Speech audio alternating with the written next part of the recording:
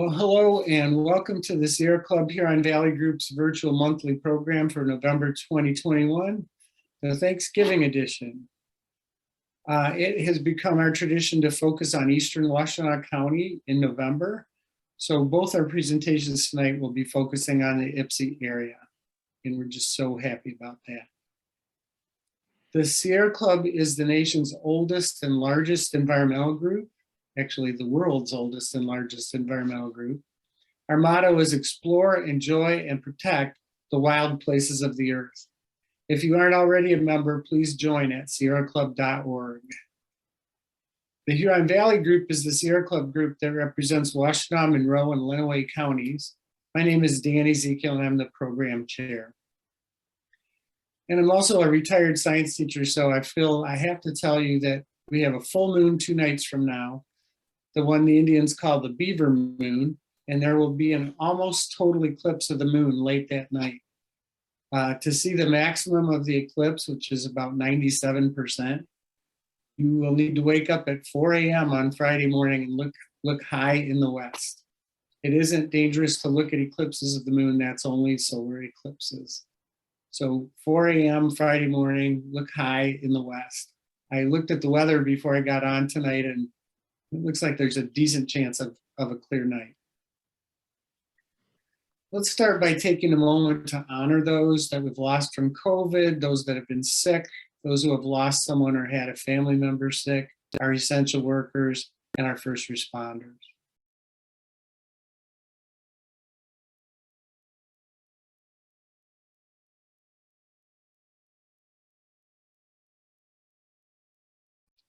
Thank you. So Jason's here. He's the chair of our group. You want to say hi and tell us anything you have to tell us? Thanks for joining us tonight.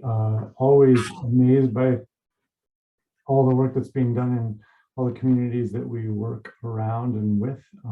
Make sure that you check out our other offerings, our walks, our meetings, our other trainings. And big thanks to Dan and all of our presenters this year, as always. Great to see you all here. Thanks, Dan. Okay, thank you, Jason. So we no longer put out a print edition of the Lookout, our Huron Valley Group newsletter. That's for both financial and environmental reasons. You should be receiving your electronic newsletter shortly, and pay attention because our executive committee elections are coming up. And all the voting will be virtual, and the ballot will be in the next newsletter that's coming very soon. Yeah, so watch for that. Okay, we always like to share some wins. Since you took the trouble to come see us this evening, we want to leave you feeling good. The first one is kind of personal for me. She doesn't know this is coming. I want you to greet Una. You still here, Una? Yep. There she is. Yeah. So Una has joined me in the program committee, and she's going to help with all the tech stuff that I'm not so great at and social media stuff. And including when we go back to in person, which God willing will be very early in the coming year, we're going to try to maintain a virtual component too, so people can attend without driving to the botanical gardens. And Una's going to help us run that. So yay for her and welcome. She's a U of M student. And the best news for me is that she's a sophomore, so she's going to be around for a while. So thank you so much. Is John here? I did not see him. I hope he'll show up in a bit, but I wanted to share. He went on an amazing tear when the colors started to turn, and he told me the statistic, and I cannot remember exactly, but I think he said that the Huron Valley Group had 15 outings in 10 days so that people could go out and observe the fall leaves. So that's just amazing. If you don't know about our outings, they're on our meetup page, and maybe somebody could post the meetup page in the chat just in case there's anybody that doesn't see it regularly.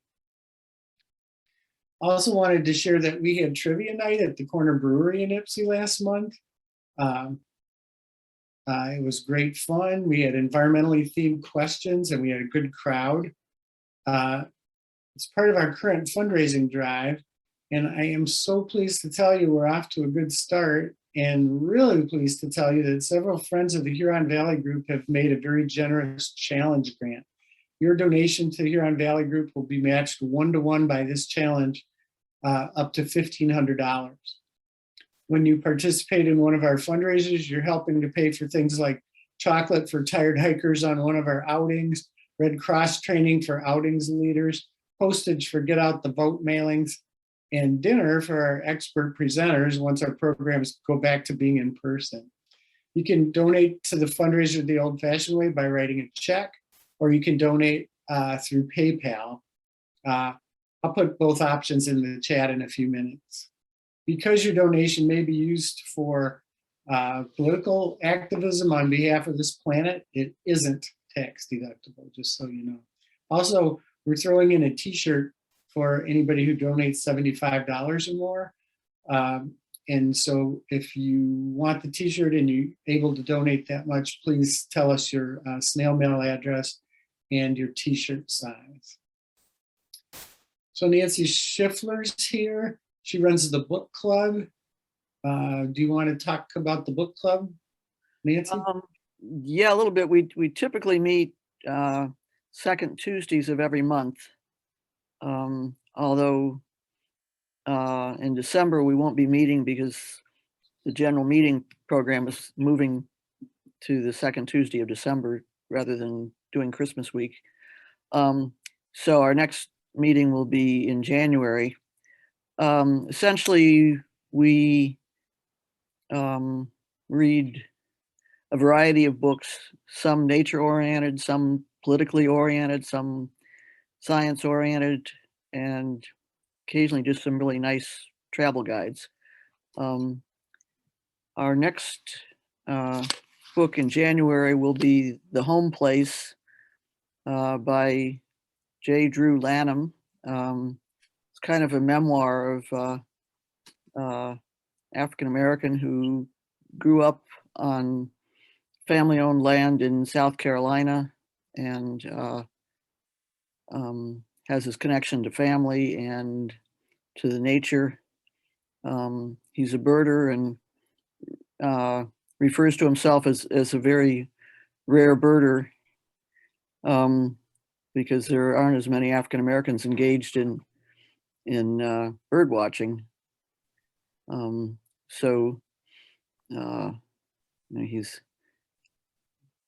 the book is a combination of all of those things, and I think it's a good one to read.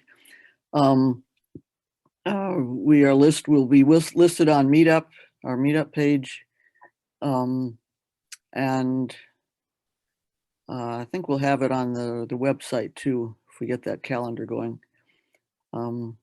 So it's the basic idea is you read the book and you come and discuss it. We occasionally get a few people who want to sit in and decide whether they want to read the book, which is okay as long as not everybody does that. So hope you'll join us and look for us on Meetup. Thank you very much, Nancy. So this is the part of the meeting where if we were meeting in person, I would ask you to get up and go introduce yourself to somebody that you don't know. We can't do that, but I'm wondering if we could have a few people just jump up right now and say who they are and why they came tonight.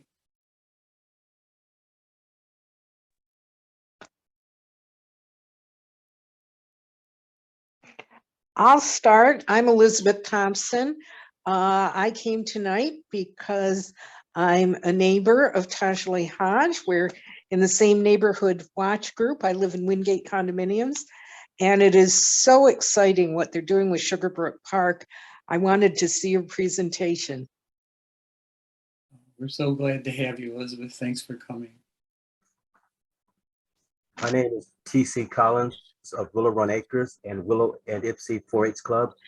I saw the post on Facebook, and I would like to get more information on this. We teach gardening and farming in Washtenaw County, Wayne County, Calhoun County, and Cleveland, Ohio, and also in Kalamazoo, Michigan. And we're going to be opening up, hopefully, our new farm park out in Apple Ridge Park in Ypsilanti. And thank you, everyone. Wow, that's great. Thank you for coming, Mr. Collins.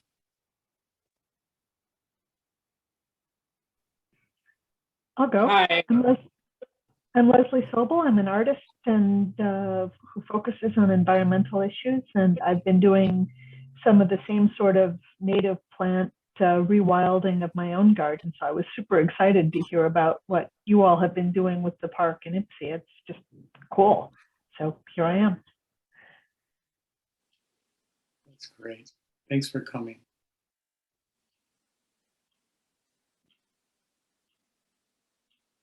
Anybody else want to go? hi. I'm Matthew. Oh, sorry. I'm Matthew, and I've been watching the group, and I'm actually a member of the Crossroads group with Lee Burton, and I'm trying to become more interested in these type of activities. So thanks for allowing me to join. Oh, we're so glad you're here. I'm Jennifer Nason, and I was at a Sierra Club outing last weekend, and some people there were talking about this garden they went to see in Ypsilanti, and it sounded pretty interesting. So I thought I'd come tonight and find out more about it. That's awesome. Thanks for coming, Jennifer. Where was your outing? That was at Rolling Hills. It was the combined one with the Washtenaw County NAPP. Yeah, I think when the weather gets nice again, in the spring, we're going to put together an outing where maybe we start at Tajalli's and walk around, and maybe we'll be able to see some of the solar installations that Dave is going to tell us about tonight. I think that would be a really cool combination. All righty. There's only 78 of them in Ypsilanti. Yeah, but we don't have to see all of them. So before we get into the main program, I want to say next month's program is going to be fun. Our December tradition is to present awards to community members and elected officials who've done great things to protect the environment locally. After the awards, we will have member trips and adventures. Please bring a 5 or 10 minute slideshow of your trip or your adventure ready to share. And also please note, and Nancy already said this, the third Tuesday of the month, which is our usual meeting time, would be December 21st. And that just seemed to us that it would be too busy a time to schedule a meeting for a lot of people. So just this one program meeting will be held on the second Tuesday of next month, Tuesday, December 14th. Same link, same time as this meeting, but not Tuesday, December 21st, but Tuesday, December 14th. Okay, now on with the show. It's Ypsi night. We're focusing on Eastern Washtenaw. We're going to first have a briefer presentation from Dave Strensky, and then we will get to Tajalli. And Dave's the founder and spark plug of Ypsi Solar. He's really put Ypsi on the map in terms of solar installs and rooftop solar on a national level. And I'll let you take it from there, Dave. Thank you. All right, thanks. Yeah, so I'm Dave, and my contact information is there. It's, my email is my name, dave@strinsky.com. And this whole thing started about 16 years ago. We were chatting earlier that the co-op wanted to put some panels on the roof, and we wrote a grant and we won it. And we put 4 panels on the Ypsi Food Co-op's roof. And part of that grant was to give a presentation and tell people about it. And so I did, and then it got popular, and then quickly I was coined the solar guy, and I've been doing it for the next 16 years. Ypsi's gone from 0 solar to, I just checked, we're at 1.4 megawatts now, and several more projects that are in the works. So that's good. And I also want to just kind of mention, if people are looking for grants for nonprofits, I stumbled across a group called Solar Moonshot. The guy's actually out of California, and he's funded several projects in Ypsilanti. So you can Google that and find that. But tonight we're talking about solarize your community. So my goal here tonight is to motivate people to become a host and to run your own solarize program. Basically, it's a group buy, and it's easier than you think. And the idea here is if we make it easy for easier for the contractor, or easier for the contractor to find customers and to kind of group people into buckets, then at least in our case, the contractor will give us a 15% discount on the install cost. And so that's kind of the motivation. My first shout out is going to go to Julie Roth. So she's, well, I may step back a little bit more. So I've actually tried this maybe 5 years ago, and we had a neighborhood of people who wanted to do a group buy, right? And so I went to their house, and we had people, and I explained solar, and it just never seemed to work. This guy's going to put a roof on next year. This person doesn't have the financing, but we'll have it this time. And so to actually get multiple people coordinated at the same time, I found to be really difficult. But then fast forward to last year, or beginning of this year, I was talking to Matt Cadwell of Sumter Solar. Yeah. And he was telling me about Julie Roth and her program, Solarize Ann Arbor. And apparently you have installed 2 megawatts through this kind of program, and you've done several of these. And so I gave it a shot, and I'll talk about that a little bit later on. So this is the Ann Arbor website. Julie Roth is the person who's kind of running the program, and she would be the person to ask for questions. I put all this stuff in, and I just have like 6 slides, but I wanted to write down the links so you could, when we share these slides, you can just click on these links and find these pages. And so she explains how it works. And so it's basically a group buy. So what you would do is you would sign up to be a host. You would find a venue, maybe your house, your living room, or maybe something a little bit bigger. You would invite your neighbors, pretty much, everybody in the immediate vicinity of your house to come. And then you would have someone present solar power, explain how it works. And the idea is to get people excited. And then at the end of it, you collect a bunch of contact information, and then the host would then have to kind of follow up with people after these meetings and gather electric bills and kind of do a simple, back of an envelope kind of calculation saying, this is about how much solar you would need. This is approximately what it would cost. Take a look at their roof with Google Maps or Google Sunroofs and say, yeah, you got a good house for solar, and kind of package up all these people who are interested. And then you hand that off to the contractor. And now you've just saved the contractor a lot of time and effort, answering all the really simple, basic questions and getting everybody kind of organized. And then from that point, the contractor then takes it over, does formal quotes for everybody on your list, sends them out. And then the people decide if they actually want to go forward or not with the contractor. And then you as the host would kind of track this, poke people who aren't moving along or who aren't, see if people are still interested, and go for it. And so Ruth has done this multiple times and has been very successful. So I would suggest going, starting off with this website, and she kind of explains it there. She has another Ann Arbor website, frequently asked questions. So this is another kind of good place to go to find out how to run one of these programs. And then what's kind of interesting is the GLREA. I'm not sure if people are familiar with that organization. That's the Great Lakes Renewable Energy Association. So they're kind of like the statewide organization for renewable energies. And so they've taken what Julie's done and kind of formalized it now. And so now there's a 30-page how-to manual on how to run one of these solarized programs.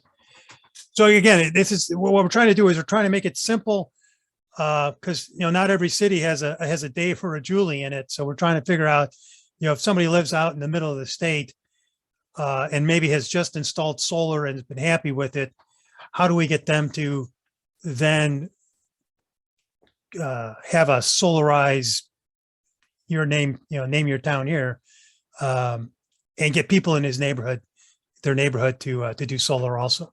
So the GLREA, they have weekly meetings, or they have weekly meetings, and they talk on different topics. And so this address here for this YouTube channel is a 40-minute recording of a talk they gave about solarizing your community. And so that'd be a good, again, if you want to just learn, you get a feel for what it would take to run one of these, I would watch that little video. And John Friedman is the president of the GLREA, and there's his email, and so he can tell you more about it and encourage you and help you do it.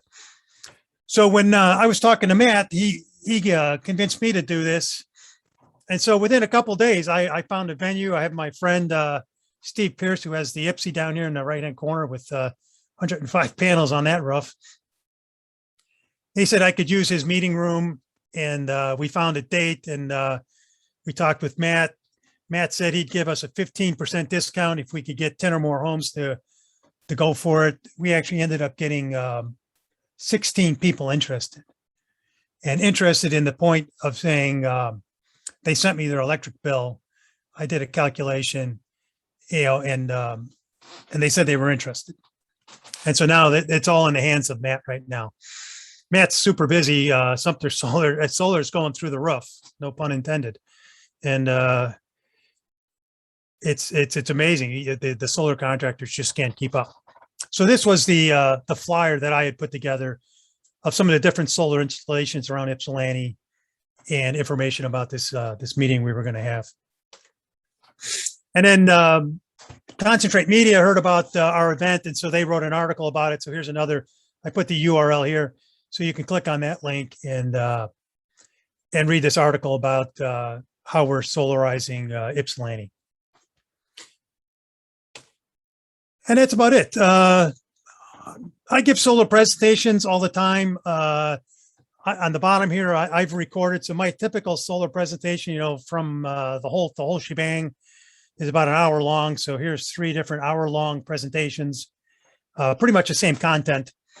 I actually had one. I have a friend who very fluent in Spanish and English, and so she was able to actually translate it. So I was trying to get solar out to different communities. The top link here is a collection of aerial videos and time-lapse videos. It's very interesting to actually see how it's done. So I encourage you to click on that one. Google came and made a video about solar Ypsi, so that's this one. I gave a TEDx talk several years ago now. This one's about 16 minutes. Then we did a Department of Energy solar challenge, and this was our video submission for that. And then different articles and stuff like that. I'll just leave it there unless anybody has any questions. So you showed it on one of your slides, Dave, but you were telling me about the statistics and where Ypsi ranks per person in solar energy generated. You want to brag about that for a minute? Yeah, so we've been doing good. I think it's here. Actually, this is blocking it. Yeah, so we've been doing it for 16. We started in 2005. You can go to solarypsi.org and on the front page, there's little pie charts on the right-hand side, and they'll tell you how much is all on solar Ypsi and how much is actually in Ypsilanti. So we're at, according to this slide, 1.46 megawatts of power. And if you divide that by about the 20,000 people who live here, that's 73 watts per capita. And that puts us in the top 20, maybe the top 15 now. And it's interesting on a watts per capita basis, Ypsilanti is as good as Austin, Texas, or San Francisco. And I get those numbers from Environment America, puts out a report every year called Shining Cities. And Honolulu, Hawaii is always the winner. They just have like 300 or 400 watts per capita there. But that's my goal, is to just kind of keep inching Ypsilanti up that list. That's so awesome. Ypsi's been running rings around Ann Arbor. Now Julie Roth is trying to get us caught up, got Ann Arbor caught up, but uh-oh. Somebody needs to mute. Any other questions for Dave?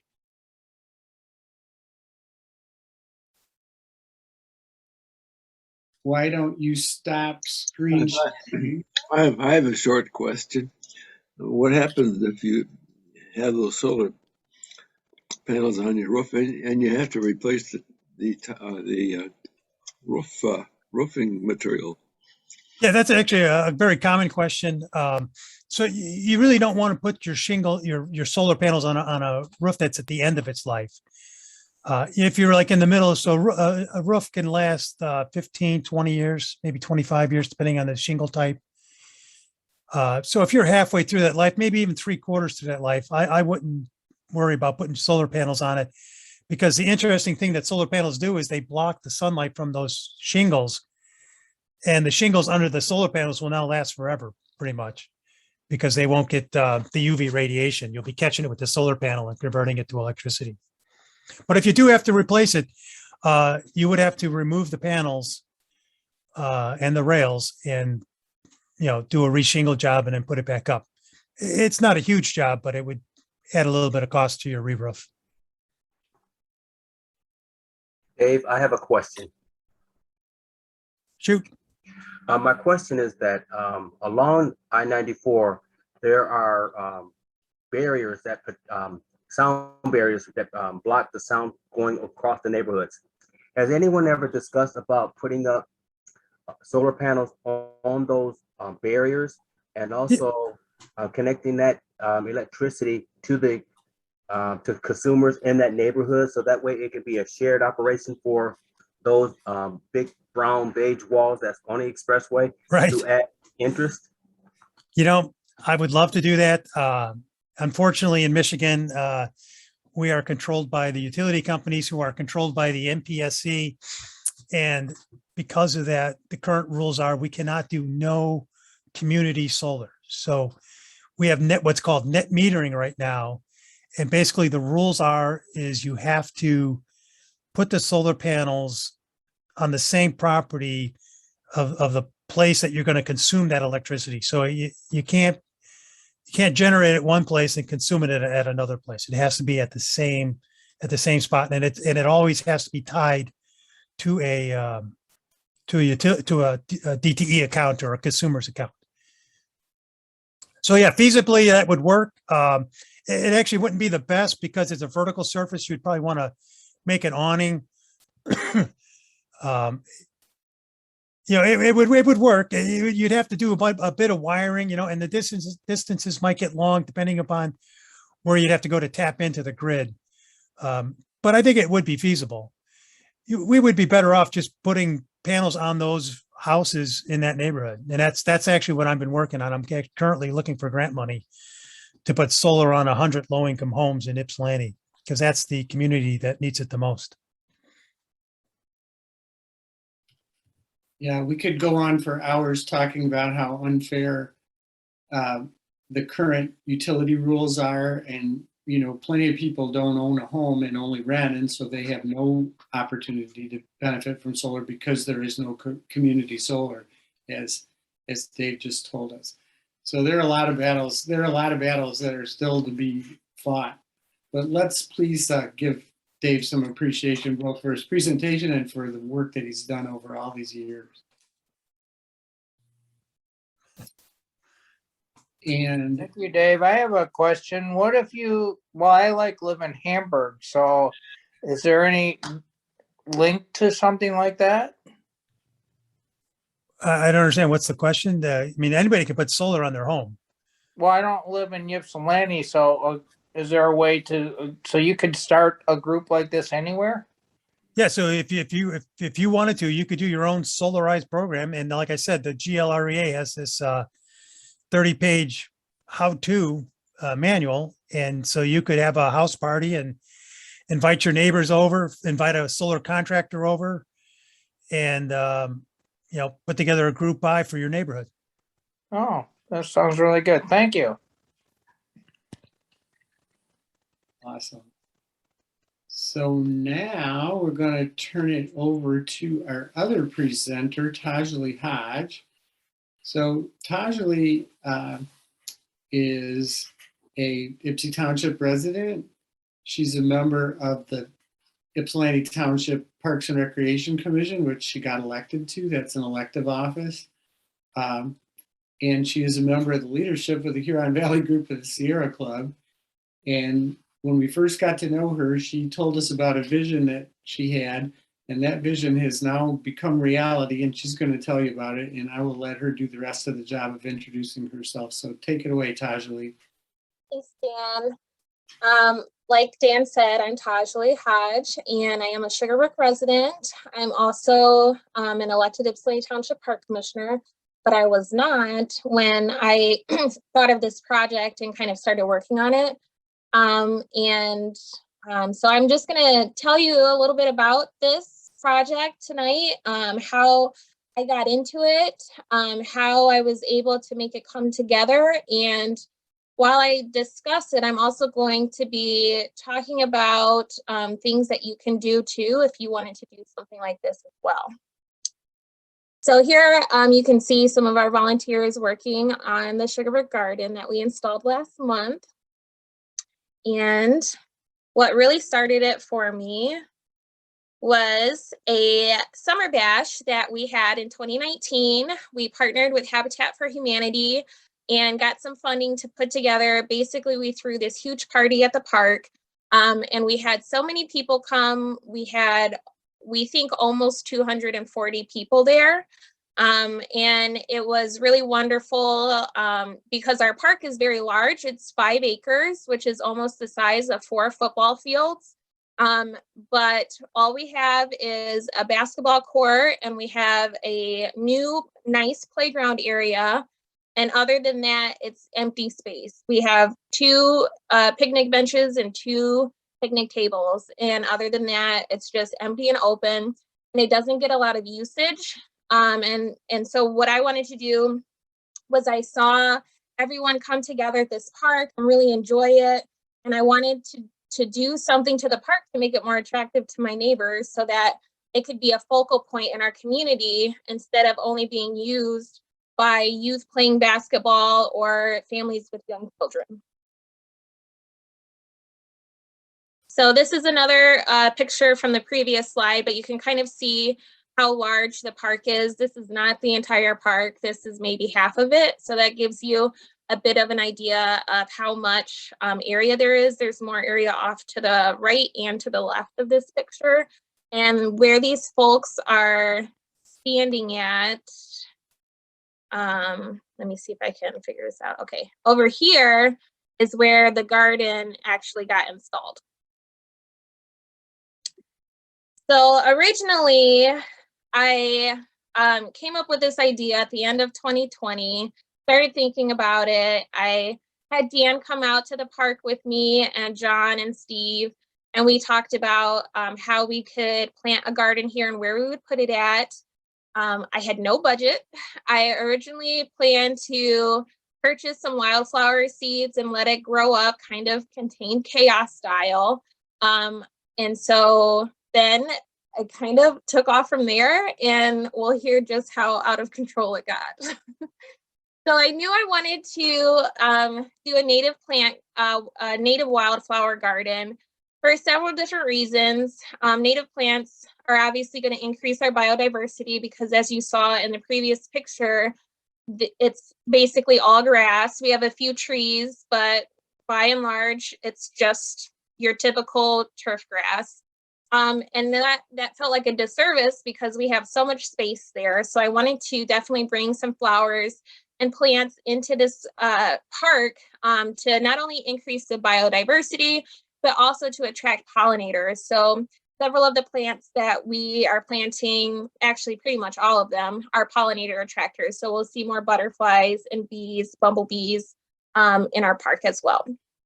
And then if you noticed as well, the park had a highway retaining wall up against the back of it. So we have over 600 feet of highway retention wall for I-94. And we get a lot of carbon off of the highway into our neighborhood. So using some of this space and adding more plants, they're going to act as a carbon absorber to help filter out some of the carbon coming from all of the automobiles from the highway, instead of hanging out in our airspace where our children play at. Also, the garden is going to act as a people attractor. We want more people in our parks all the time instead of having it be empty. And so this garden is going to pull people in. They're going to see it from the front of the park, and they're going to want to walk back and find out more. The other benefit to native plants is their water and nutrient requirements. Unlike your traditional, perennial garden, our native plants don't require any fertilizer. So we plant them, they get established, and they're going to thrive because they're adapted to Michigan's climate. They also are able to withstand more water and less water. So they'll be able to absorb water from our heavy rains that would otherwise be standing water in the park, but also can withstand drier periods too. And the other benefit to native plants is they're not going to have as much greenhouse pest problems because they're adapted to Michigan's climate and to Michigan's pests. So all of our plants should thrive. So like I said, I had no idea what to do. I didn't have any funding. I had never installed a garden. I didn't know where to start. So I began by having some brainstorming meetings with a few of our friends from the HVG Sierra Club to talk about what resources I could tap into. And I got great suggestions as to several folks I could reach out to. And while I was doing this planning process, so this is the end of 2020, the beginning of 2021, I was constantly talking about this project to everyone. I told everyone and their mom and their neighbor, because you never know what someone else knows. So I ended up actually getting connected with someone in the Center for Equitable Family and Community Wellbeing at the University of Michigan. And they recommended applying for a grant with the Robert J. Wilson Foundation. And so we did pursue that, but we didn't get that grant. But we kept looking for other opportunities, and I actually ended up stumbling across an MParks grant, which was lucky. I knew about MParks because I had applied for a grant with them before with Habitat to put some signage in my neighborhood about COVID safety. And so I was perusing their website to see if they had any grants, and luckily I had one. They had one. I found it on January 25th, and the grant closed on January 31st. So it was a very quick application process, and I was able to apply for it with Ypsilanti Township as the applicant, and it was awarded in early February. So let's talk a little bit more about the grant funding process. First of all, grants are free money.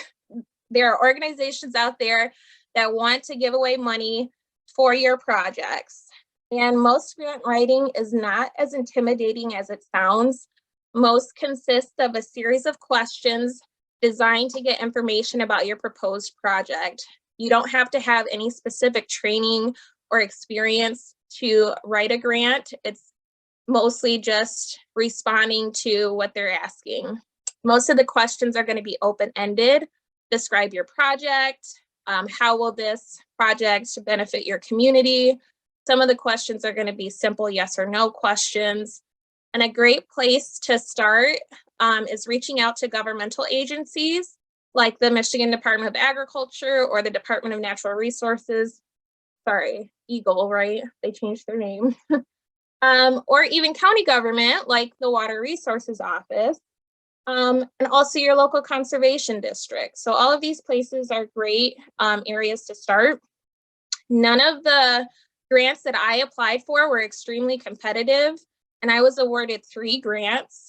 So I got one from MParks for $2,500. I got one from the Washtenaw County Water Resources Office, a mini sponsorship for $1,000. And then I also got a grant from the Ann Arbor Area Board of Realtors for $4,500. So that brought us to a total of $8,000 for this project. And in the beginning, I had no money, right? No plan. I was just going to spend, like $30 on some seed. And then I ended up getting all this money, and it was so overwhelming, but also humbling to see that people want to support what I was doing. Also keep in mind that some grants are awarded to multiple recipients. So it's not necessarily a one person gets it. And many grants are awarded on an annual basis. So if you apply for a grant and it isn't awarded to you, ask if the grant will be offered again in the future and ask how to strengthen your application. And to give you an idea of how much people want to fund these kinds of things, one of my grantors said that they love supporting community work like this, but they wish they got more applicants. They said there's no hard limit to how much of these projects they can fund. They just wait on the applications to come in. So with the Ann Arbor Board of Realtors, I initially applied for a $2,500 grant, and then they came back to me and they said, hey, actually you can request up to $5,000. And so I did. I modified our application, and then we were ultimately awarded $4,500 for that. The one thing that you do have to have, though, is a strong partner or a fiscal agent, because most grants work on a reimbursement schedule. You put up the money up front and then you submit receipts for reimbursement. And most grants that I found are also only available to 501c3 or other non-for-profit organizations.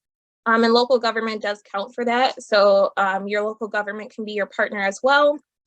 And keep an eye out for in-kind grant opportunities as well. So the Washtenaw Conservation District offers a in-kind grant opportunity where if you apply for it and you're awarded, they will help you out with your plant material and technical experience as well.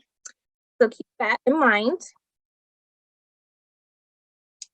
And then, as I mentioned, I did have planning sessions with HVG, and I got ideas on who to reach out to. I also got ideas on how to prepare the area and how to get volunteers.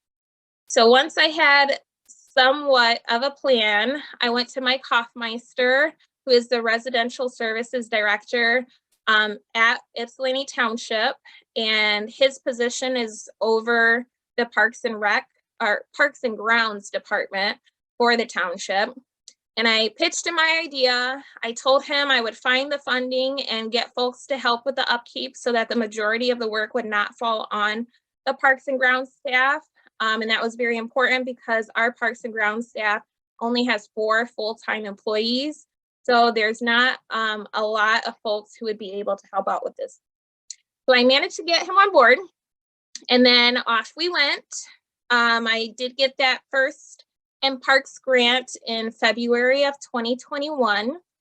And that's when it started to get real, right? So I've got $2,500 before I had 0. And then my next step was to reach out to the Washtenaw County Water Resources Office. I reached out to Katie Whiteycheck, and I got her name from Dan at HVG. And so that is where we really struck gold.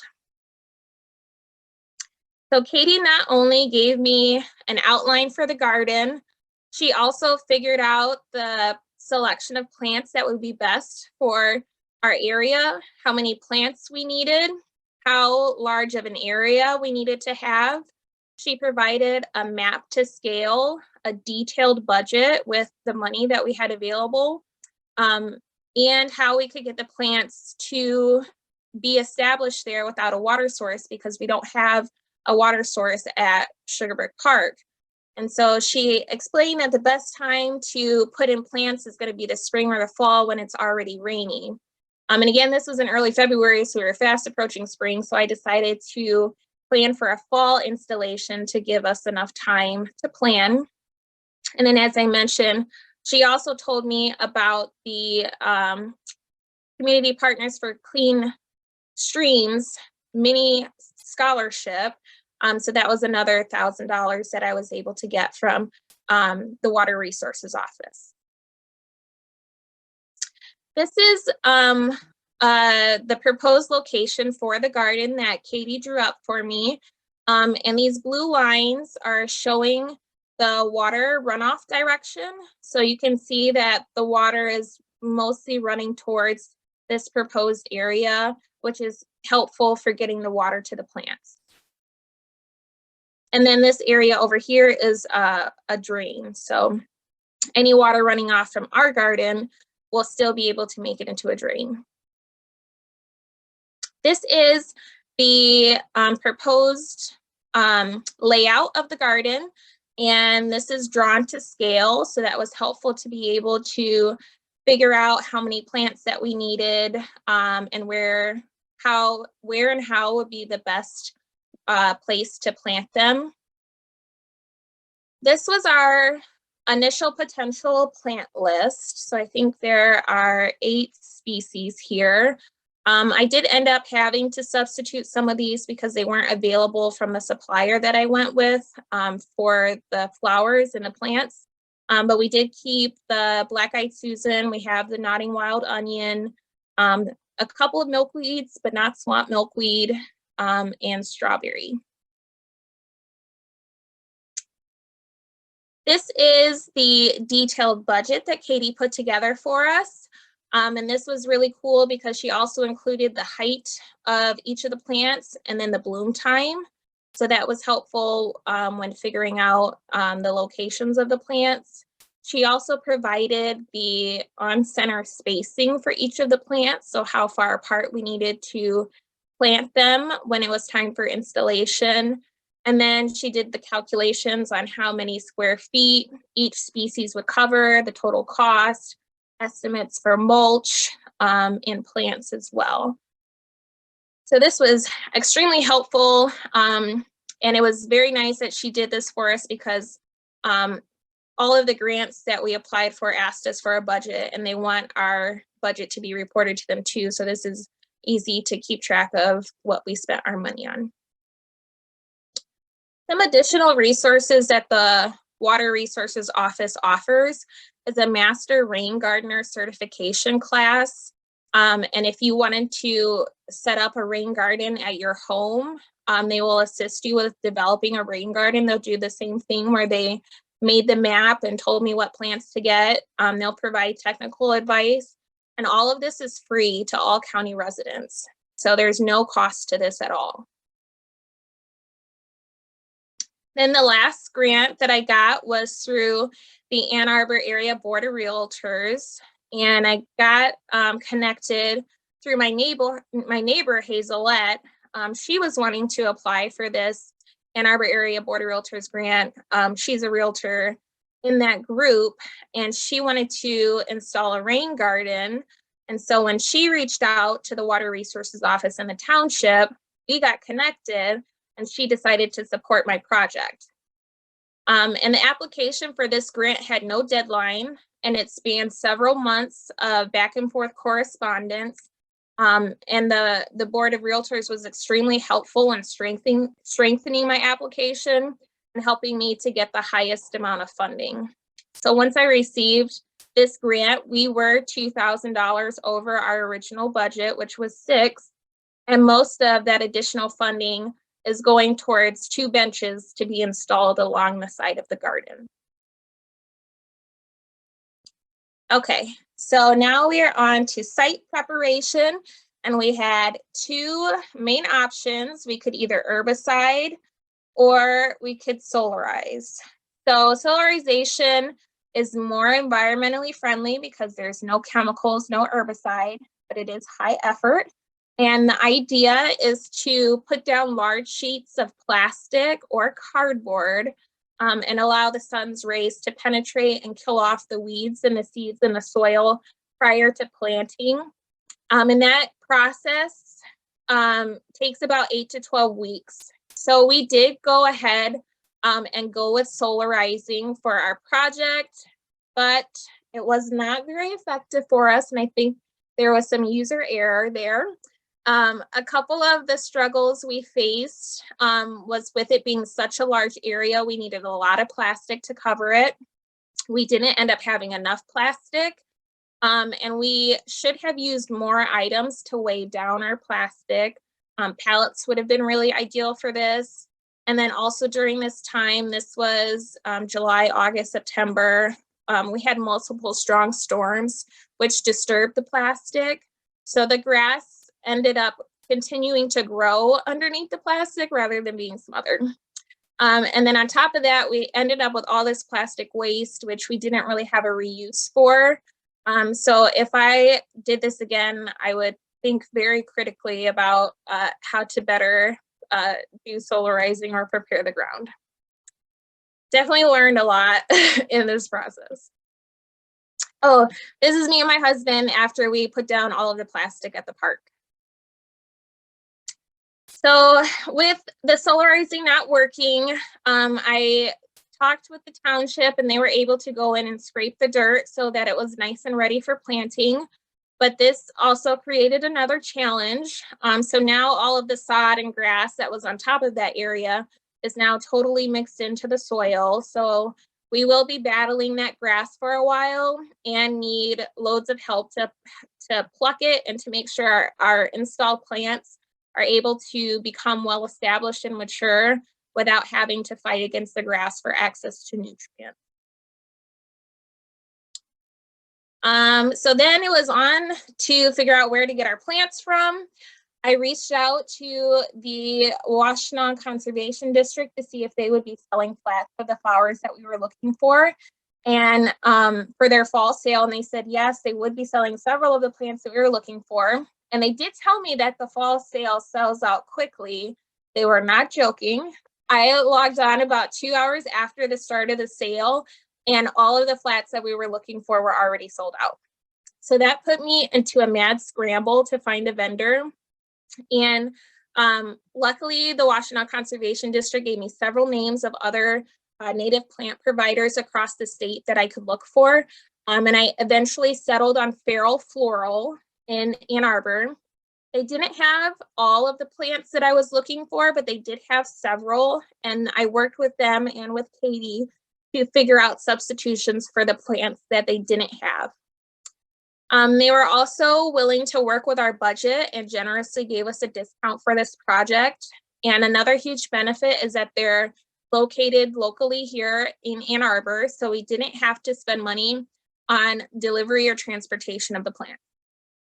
And the township worked with Feral Floral to arrange payment, and they also sent 2 of their park staff with big vans to pick up the plants and brought them back to my house where we kept them overnight until we installed them on October 2nd. How did we find our volunteers? So luckily we had a lot of really wonderful volunteers on our first day of planting. We had 46 flats, which was, it was over 1,700 plants to install and over a space of 3,500 square feet. And I've never done this before. I had no idea what to expect. So I asked for about 20 folks and I planned for a 6-hour time slot. And I broke it up into 2-hour time slots for each session so that folks wouldn't get overworked or burned out. And then I utilized a Sign Up Genius to organize volunteers for each time slot. And Sign Up Genius is totally free. And you can use it to coordinate volunteers for that. And then I also advertised for volunteers on Facebook, in our community Facebook groups, in my neighborhood Facebook groups, and also on Nextdoor and Meetup.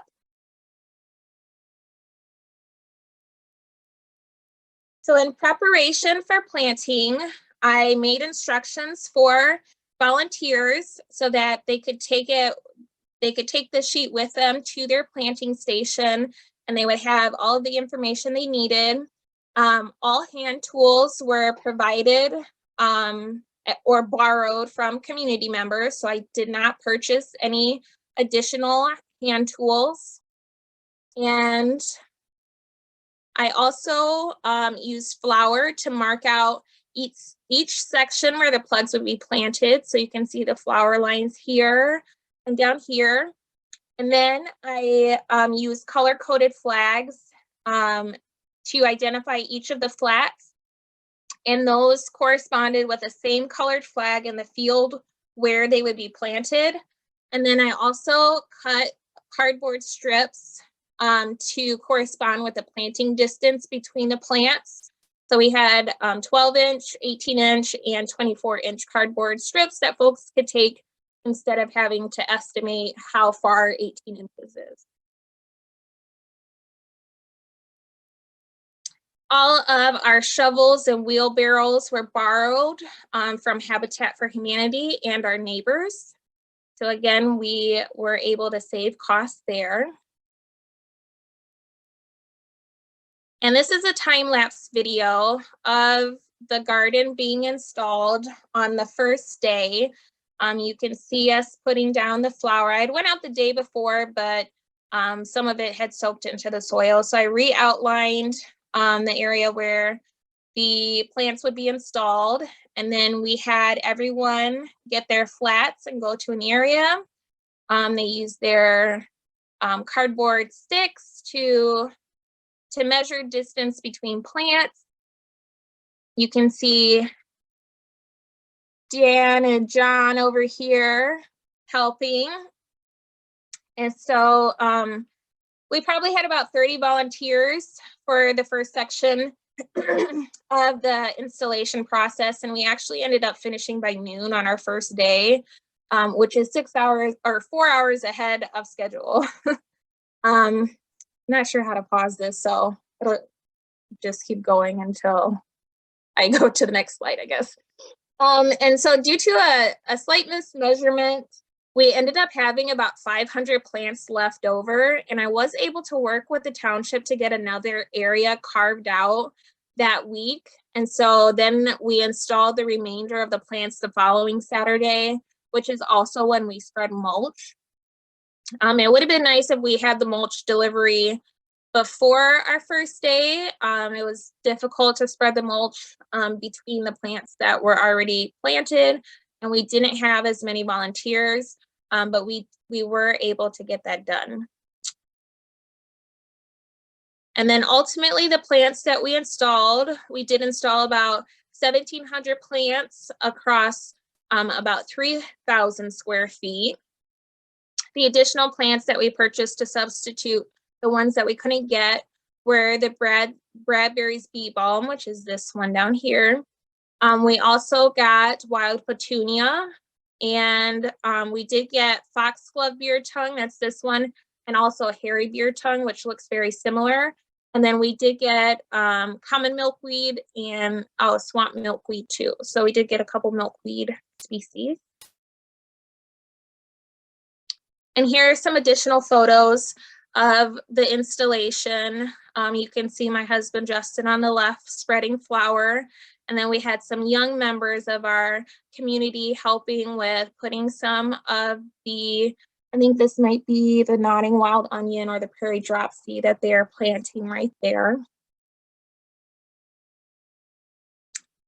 This is from our mulching day. This was definitely the harder part of the 2 days. We moved about 20 cubic yards of mulch, and it was grueling, but it's done. So thank you to all of our volunteers for that. These are some drone photos that Dan's son-in-law Andy provided for us. So you can see the garden is roughly in the shape of Michigan, and then our second area is roughly in the shape of the Upper Peninsula. So up next, I do have to finish spending our funds, and I'm planning to use the additional funding for educational signage and edging for the garden. The cement has been poured for our 2 benches that we're going to be installing, but the benches were on back order, so those will be going in once those have been received. I have to write up the grant summaries and submit those for 2 of the 3 grants, which are due by the end of the calendar year. And then in the spring, it'll be time to schedule more work days. And I would like to wrap in local elementary students and work days, and also for educational field trips. And then we will have a nice dedication for the garden once everything is in full bloom in the summertime. So we'll be planning a garden dedication ceremony. This project was a ton of work, but it was very worth it. And I think it will definitely be a huge boon to the community. And I'm really proud to have been a part of making this happen. Like I said, it started with a small idea. I wanted to add wildflowers to my local garden, and then it really blossomed as we went along, pun intended. So I do have to share some acknowledgements. I have to thank Ypsilanti Township because if they hadn't agreed to this project, there's no way I would have been able to do it. Mike Hoffmeister was really great with working with me to meet the needs for my project, and the park staff as well. Kelly and Doug were very helpful. Katie at the Washington County Water Resources Office, she did so much with the design part and answering my questions, and I definitely wouldn't know what to do without her. And then my sponsors, the Ann Arbor Area Board of Realtors, my neighbor Hazelette and Catherine, who helped with the application process. Should have put M Parks on here, but I forgot. But thanks them too. And the HVG Sierra Club for helping me with my initial brainstorming and kind of figuring out which direction to go in. The U of M student chapter provided a lot of help with volunteers. That was really awesome. And Habitat for Humanity for letting me borrow a ton of tools and wheelbarrows. And the Westville Lending Library I should have put on here for the tools that I borrowed from them as well. MLive, Concentrate Ypsi, and WMU for coverage of my garden project. And of course, all of my many, many, many wonderful volunteers who helped make this possible. So that is my presentation. And now we can open it up for any questions. How are the plants doing? They're doing fine. I mean, we did get quite a bit of rain since we installed, which is really good. I only had to truck in water to the park once. And since then, we've gotten rain consistently pretty much every week. So they are getting ready to go dormant. Yeah, great job. Thanks. Are these plants the kind that will repeat? They grow every year? Yes, they are perennial plants, so they will die down this fall, and then in the spring they will grow back and continue this cycle forever and ever. I would like to know what your next project will be, because you sound like a very wonderful person. Thank you. I'm not sure exactly what my next project will be. I tell everybody I can only do one project a year because it takes a lot of work and a lot of bandwidth. But I'm not sure what I'll do next. I'm very interested in working with the township to develop a youth program similar to our 50 and Beyond program, where they would take the kids on a lot of outings and that sort of thing, to get our youth into activities and learning about things and experiencing the world, rather than not doing those things. So I'm thinking of pursuing something in that route for next year. But other projects that I want to develop at the park, I want to get a well there. I also want to get a community herb garden started because a lot of herbs are low maintenance, and once you plant them, they'll take off. And I would really like to see a mural on that big highway wall. So those are some other things that I'd like to develop at the park. So You're who's going to incredible. maintain it? So the maintenance of the garden, we are going to have work days for our weeding. There's going to be relatively low maintenance, so there's not going to be water requirements or fertilization. And then the county is also looking to expand our garden area and plant more rain garden plants around where we put our native garden at. And they're also going to help with the upkeep as well. That's great. Do you have to worry about deer? I don't know. Everything that I read about the plants that we installed said that they're deer resistant. So hopefully they won't take a liking to them. I was interested when I listened to your interview on WEMU, and I learned something that I didn't know before, because the first time I saw the park, it didn't look too bad. It was basic, but the new playground was already in. But at one time, this park was fairly blighted, wasn't it? Yeah, and actually our basketball court is pretty dilapidated. There's graffiti on it, and the pavement is broken up. And the playground equipment that was at our park before was burned down in an arson. We've had shootings at this park and drug activity. And so one of the things that I wanted to change was was beautifying this park and making it a focal place for our community, so that when people are using it more, other people are not going to go there to try and do these activities, because they'll know that this is a loved place and people are here with their families and keeping an eye on it.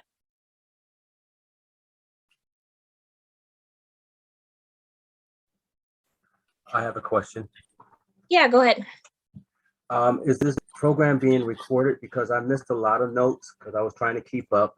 And also, congratulations, you and the community have done a real good job. So thank you.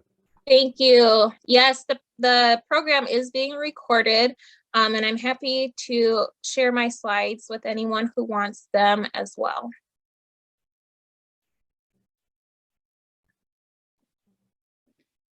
What's the biggest thing that you learned, Tajalli, in this process that you would tell somebody, if you could go back and talk to yourself when you first thought of your big idea, what would you tell yourself that you learned in the meantime?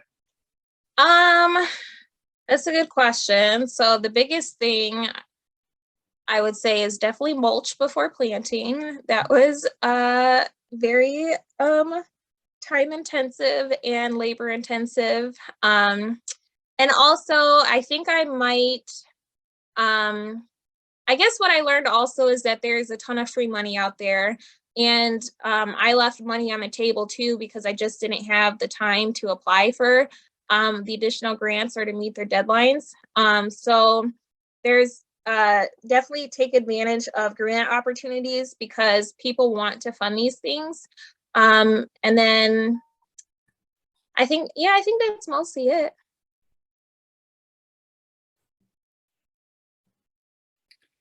People, if you want to ask Tajalli any more questions, now's the time, because we're going to just jump in.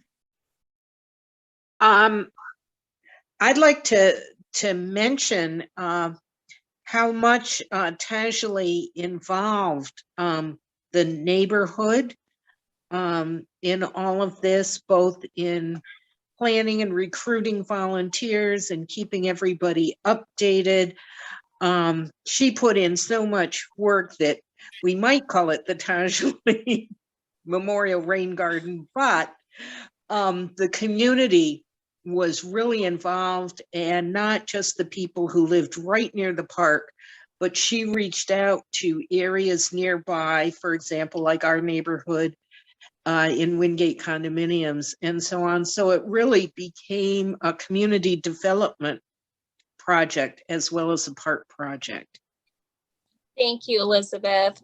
That reminds me, the other thing I would do if I could go back in time is to have a bigger team, because it was mostly me doing the coordination and a lot of the work. It was many hours of work, many late nights too.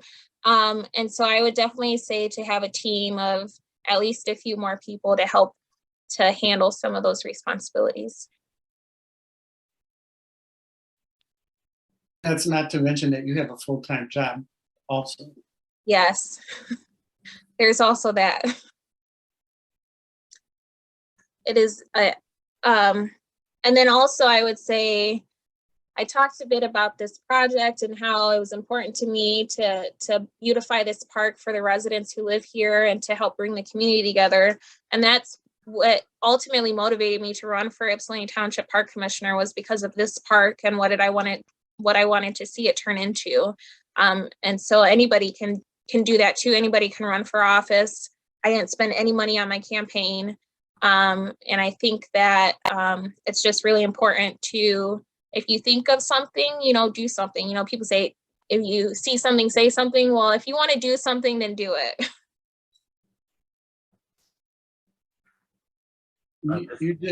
You're just an inspiration for all of us, Tajalli. I've thought that from about the moment I met you.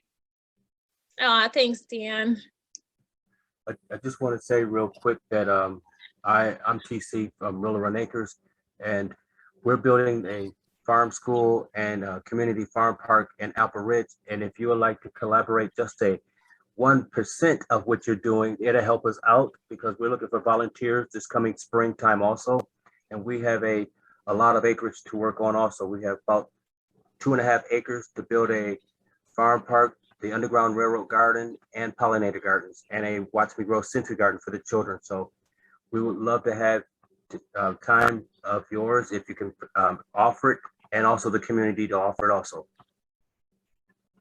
Yeah, I'm really excited for the Will Run Acres project at Apple Ridge. I think that's also going to be hugely instrumental. We don't have any community gardens in Ypsilanti Township, so I think it'll be really great, and great for everyone who's local here. That would fit in really well with HVG's environmental justice initiatives, and I hope you'll be the bridge. I hope you'll be the bridge for that, Tajalli. I'd be happy to. This is Sarah from Habitat. I would just like to say what a pleasure it is to work with Tajalli for many years on lots of community projects. She's certainly a leader in her neighborhood and an inspiration, and we're so excited for this project, plus all the other awesome things you've already been working on and all the great stuff you'll be doing in the future. So happy to be in partnership with you. Thanks, Sarah.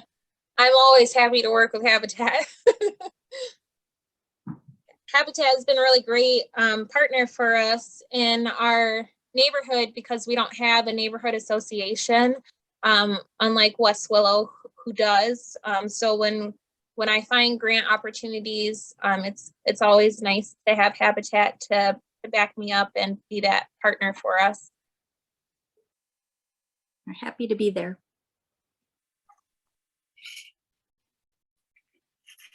Okay, last call. Any more? One more question. Will you let it go wild, or will you try and keep the various types of plants separated? Or how about weeds growing in it? Weeds are perennials as well as plants. Right. Yeah, so we will need to do some weeding. I think definitely at least on a quarterly basis for the first couple of years of the garden being established. But once our plants are mature, they should outcompete most weeds. And then I also have a plan to put down some perennial native grasses that will also outcompete your typical turf grass. And as far as it going wild, it should be, I'm going to try to edge the garden so that we have a defined space for it. And then within that space, I certainly don't mind if the plants decide to seed into other areas and make it a little more diverse instead of being the 1 or 2 plants in each area.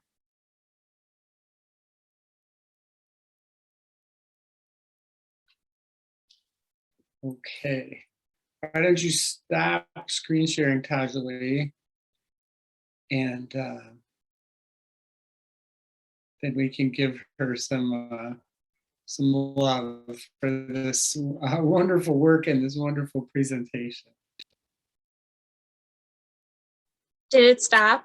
Am I still screen sharing? I don't know, you're still taking up my whole screen. It stopped. Okay, There we great. Thanks. Yeah. What a pleasure. Well, thank you guys so much for hanging in there and sticking it out through my presentation. What a wonderful project and what a beautiful presentation. Thank you so much. I wish they were on. Mhm. Thank you. Thank you. Bravo. Great.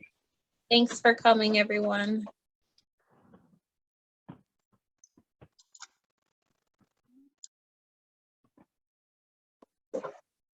Tajalli, can you stay on for a minute at the end? I want to ask you about something.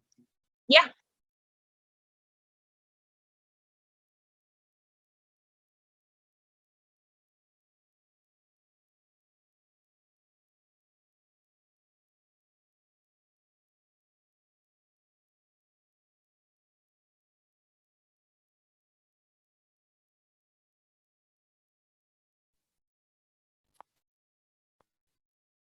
That was just fabulous.